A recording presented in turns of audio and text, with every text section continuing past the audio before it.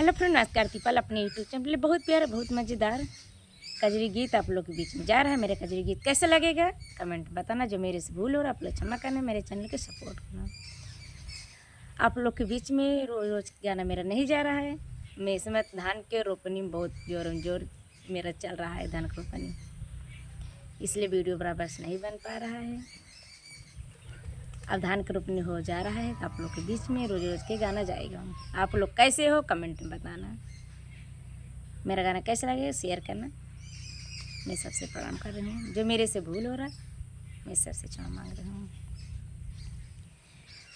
गवना करा के पिया गईले विदेशवा हो, गवना करा के पिया गईले विदेशवा, करा के पिया गईले विदेशवा। तब तो कहा पिया सामन में आऊबई हो, तब तो कहा पिया सामन में आऊबई। देवघर नगरिया घुमाऊबई, देवघर नगरिया घुमाऊबई।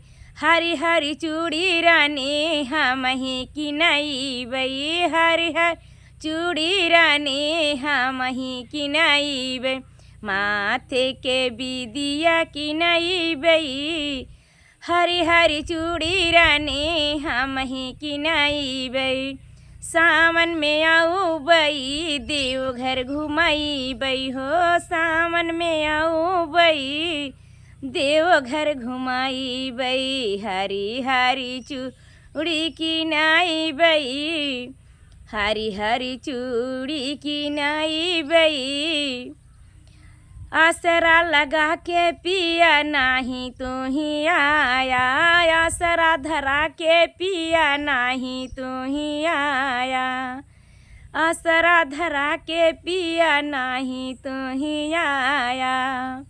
गमना करा के पिया गईला विदेशवा हो, गमना करा के पिया गईला विदेशवा हो।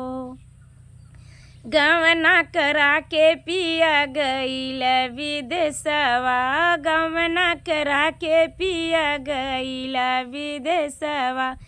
असरा लगा के नहीं आया तू सजनावा, असर गा के तू ही आया ना सजनावा, असरा लगा के तू ही आया ना सजनावा। मेरा गाना कैसा लगे कमेंट में बताना। आप लोग बीच में छोटा सा गाना है। मैं सबसे प्रणाम कर रहा हूँ। जो मेरे से भूल हो आप क्षमा करना, मेरे चैनल के सपोर्ट करना।